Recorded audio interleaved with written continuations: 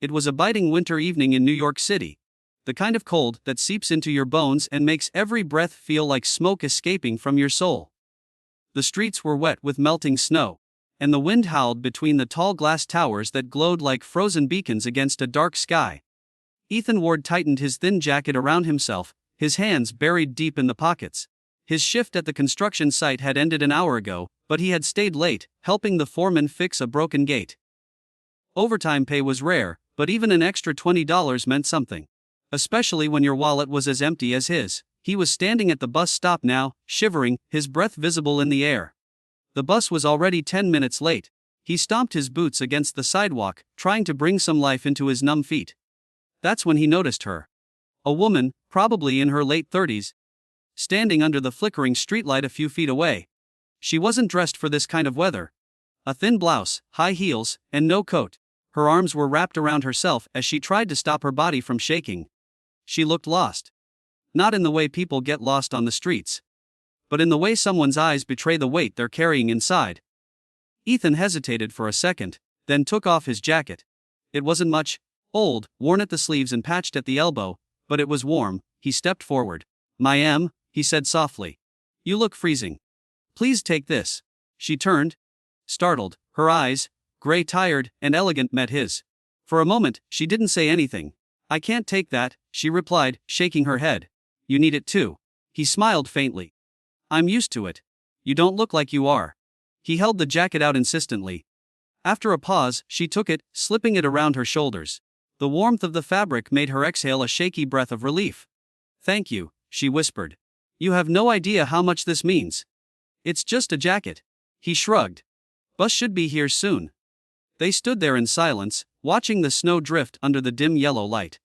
Ethan didn't ask who she was, or why she was out here dressed like that. It wasn't his business. Sometimes kindness doesn't need questions. The bus finally arrived, screeching to a stop. Ethan motioned for her to get on first. But when she reached into her purse, she froze. "Oh no," she murmured. "My wallet, I think I dropped it." Without hesitation, Ethan handed the driver a few crumpled bills.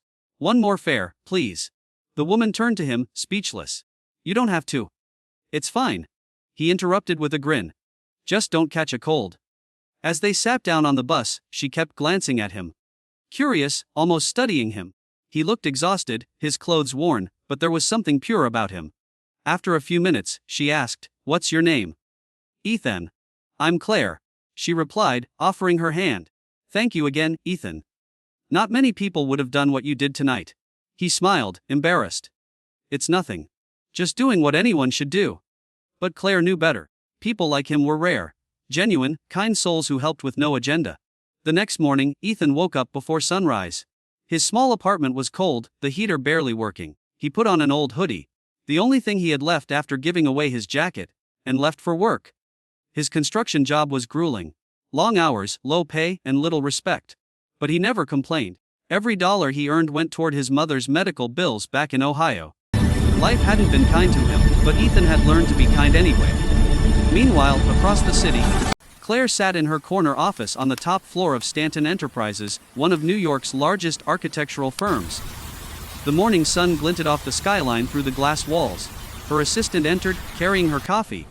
"Good morning, Miss Stanton." The Claire nodded absently. She wasn't really listening. She was thinking about last night.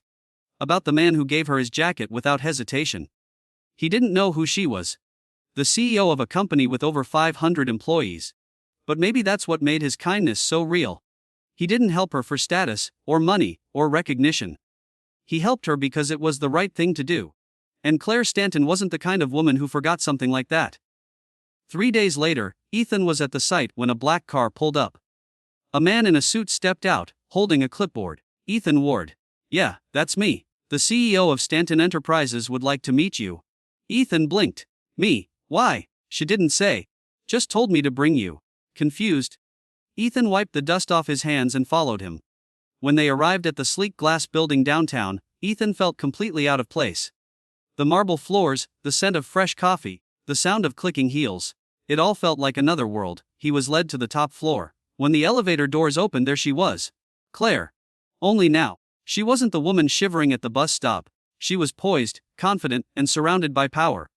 "Ethan," she greeted with a warm smile. It's good to see you again. He stared at her, stunned.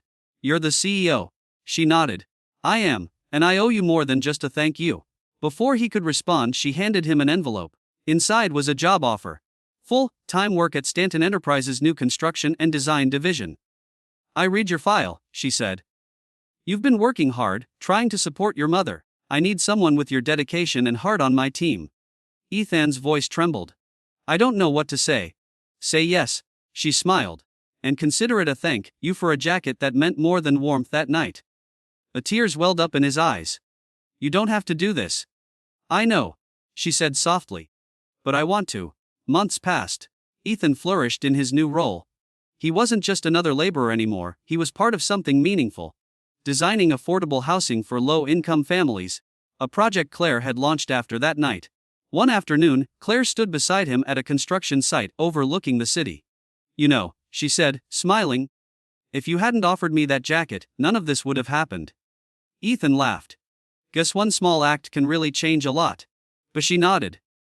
You changed more than you realize, Ethan. You reminded me what real humanity looks like. The years later, that story would become legendary within the company. The night a kind stranger helped a shivering woman at a bus stop. Not knowing she would become his greatest ally. Ethan would go on to become the director of community development at Stanton Enterprises, leading initiatives that helped thousands of people find homes. And every winter, no matter how successful he became, he'd still keep an old jacket hanging in his office. Worn, patched, and precious. A reminder that kindness, no matter how small, can rewrite destinies.